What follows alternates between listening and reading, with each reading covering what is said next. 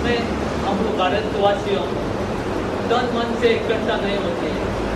दूसरा जो धर्म है, ईसाई धर्म, इजराइल समझो,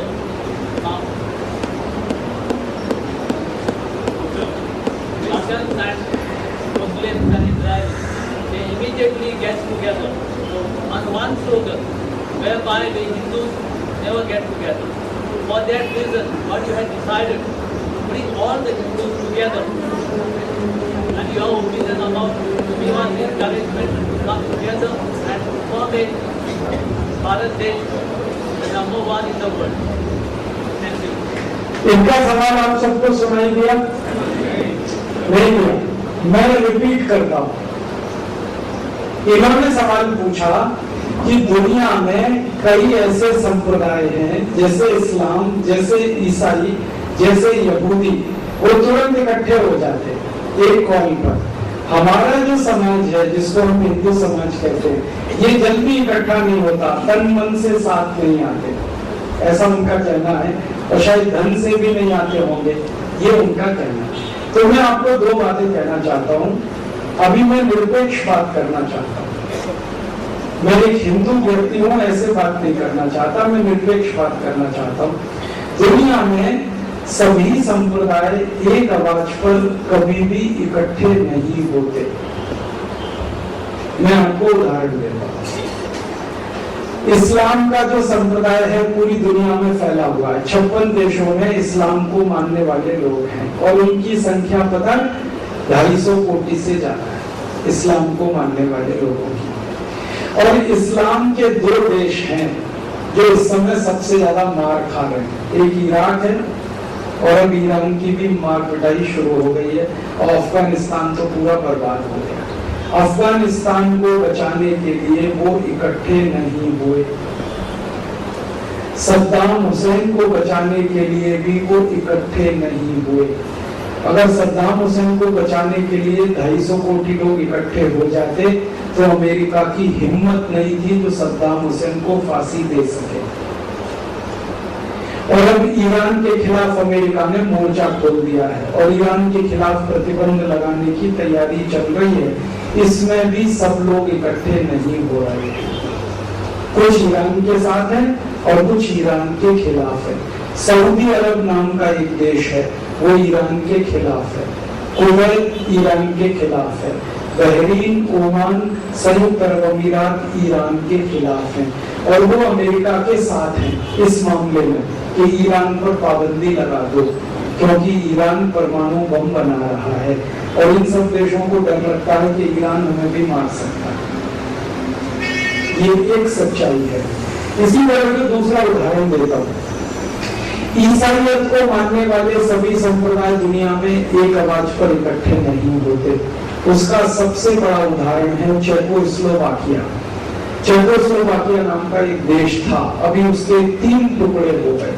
चेक अलग हो गया, स्लाव अलग हो गया। इस देश को बचाने के लिए सारे ईसाई इकट्ठे नहीं हुए।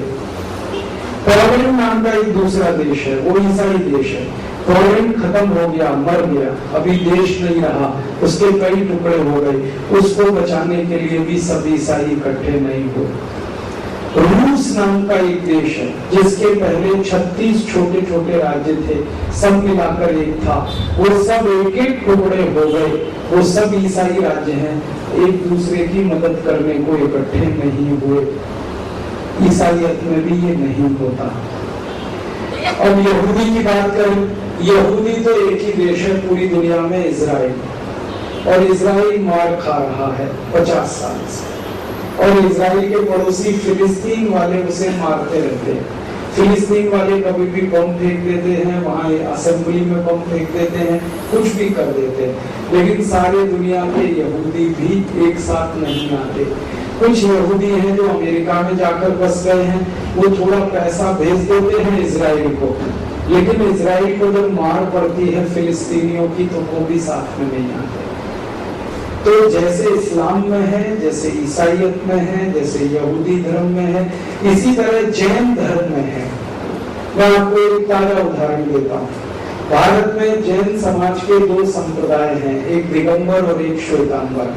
अभी थोड़े दिन पहले बात आई कि जैन समाज को माइनॉरिटी घोषित किया जाए, तो दिगंबर लोगों ने कहा हाँ, श्वेतांबर लोगों ने कहा ना, और लड़ते रहे दोनों, और अभी तक फैसला नहीं हुआ। बौद्ध समाज की कहानी सुनाऊं आपको। सारी दुनिया के बौद्ध भी एक साथ इकट्ठे नहीं होते।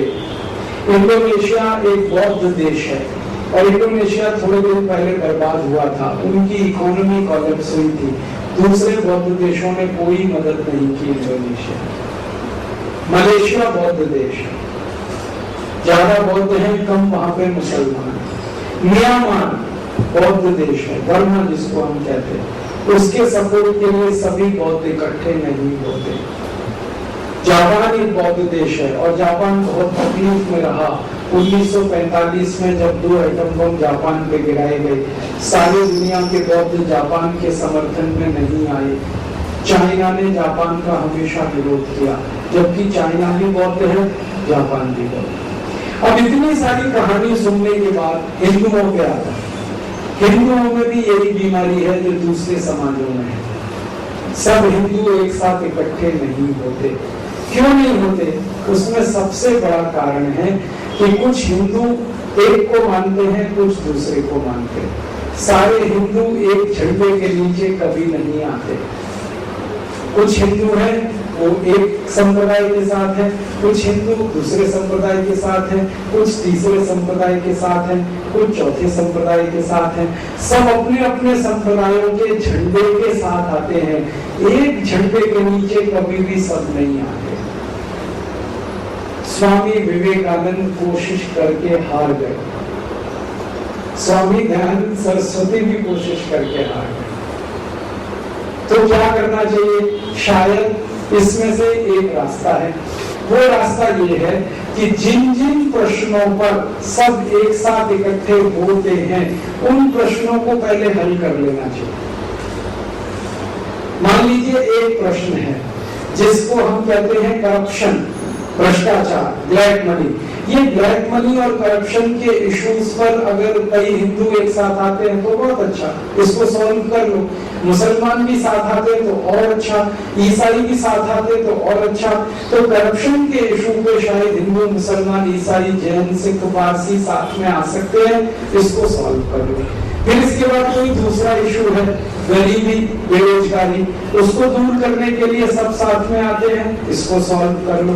तो जिन जिन मुद्दों पर सब एक साथ आ सकते हैं, पहले इनको सॉल्व कर लो, और जिन इश्यूज पर साथ नहीं आ सकते उनको बाद में सॉल्व कर लो। नहीं तो बाद में जो मुद्दे सॉल्व करने वाले हैं उनको पहले आपने लाया तो कुछ भी सॉल्व आप नहीं कर पाएंगे, क्योंकि स्वामी विवेकानंद नहीं कर पाए, तुमने क्या कर पाओगे?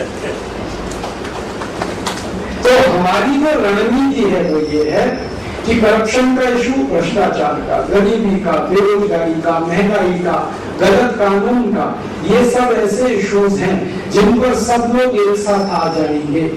हिंदू, मुसलमान, सिख, ईसाई आ जाएंगे। तो इनको पहले हल करो, और जिन इश्यूज पर वो साथ नहीं आएंगे उनमें हम उनके साथ डायलॉग करते रहें, और डायलॉग करते करते वो साथ में आए तो बहुत अच्छा, नहीं आए तो वो अपने घर खुश, हम हमारे घर खुश। लेकिन एक बात पक्की है कि सारे दुनिया के लोग कभी भी एक झंडे के नीचे नहीं आते। ये तो हिटलर भी हार गया कर करके। हिटलर ने सोचा था कि सारी दुनिया के जो आर्य लोग हैं वो मेरे साथ आ जाएंगे, नहीं आए। तो आपके साथ भी नहीं आएंगे। जितने आए उतने की मदद लेके काम कर लो, ये इंटेलिजेंसी है, ये बुद्धिमानी है।